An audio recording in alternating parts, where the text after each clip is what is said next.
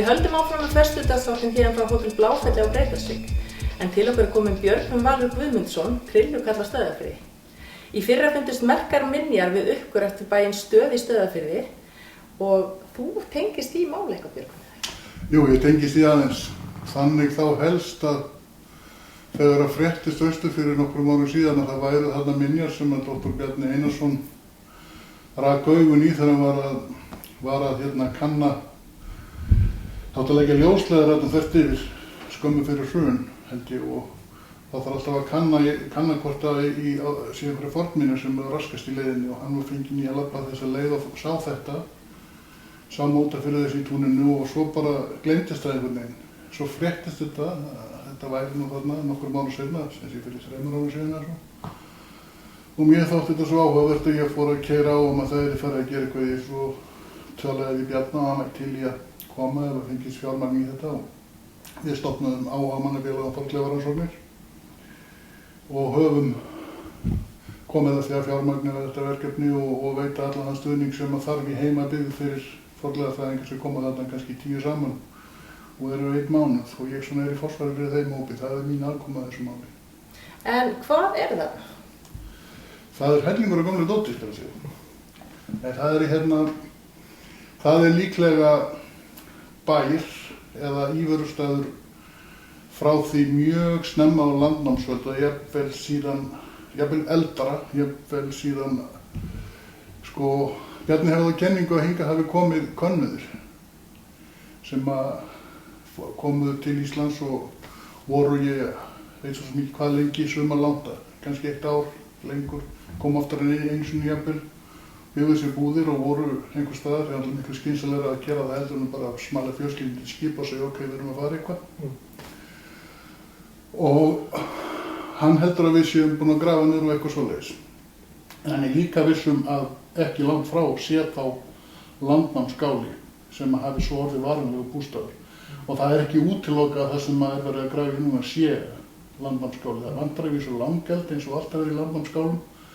En undir lok rannsóknar í fyrrasumar þá kom í ljós torkennileg steinhleðsla við í húsinu sem að enginn veit hvað hann segist aldrei að sé svoleiðis steinhleðslu áður. Svo, ég veit ekki. Kannski ekki fara og grafið þarna.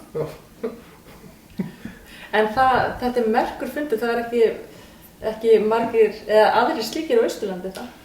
Þetta eru líklega ef þessar kenningar og þetta gengur allt eftir. Aldursgreining bendir til að þetta séu elstu mannustælega sem að fundist á Austurlandi.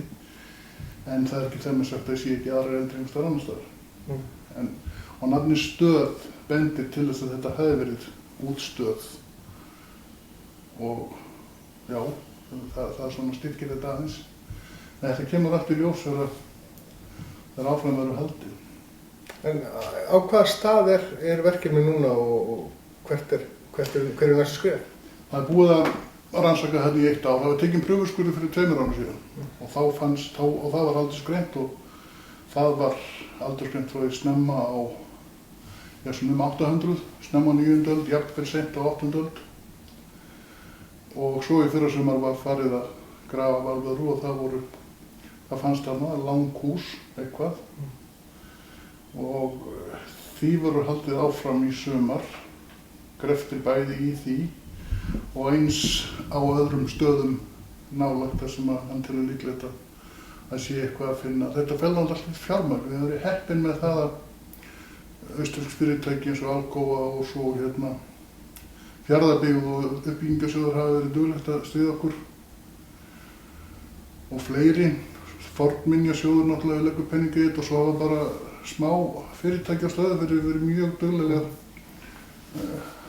gefa afsláttarreikningum og ókeypis-vinnu og svoleiðis, þannig að þetta rúlar allt mjög vel. En hvað mun þetta hafa einhver áhrif fyrir Stöðvarfjörð? Mun staðurinn sjálfur eitthvað hagnast, ekki hagnast, þetta svona njóta góðs að þessu? Ég bara veit það ekki. Ég er nú aðalega þessu vegna þess að mér hef áhuga á því hvað var þarna. En félaginn minn Ívar Ingimarsson hefur mjög mikið áhuga hvað verður þarna. Og ef að heimamenn, ef að þetta nú eins, ef að útkoman verður jafn góð þessu og vísbendingar eru þá hefur verið talað að setja þarna upp einhvers konar sýningu á því sem að fannst eða finnst og búa til einhverja menningatengsta ferðarþjónustu úr því. En það var náttúrulega heimamönnum komið hvaða frumkvæði þeirra við því það gerði enginn fyrir þá, þeir gera það sjálfur.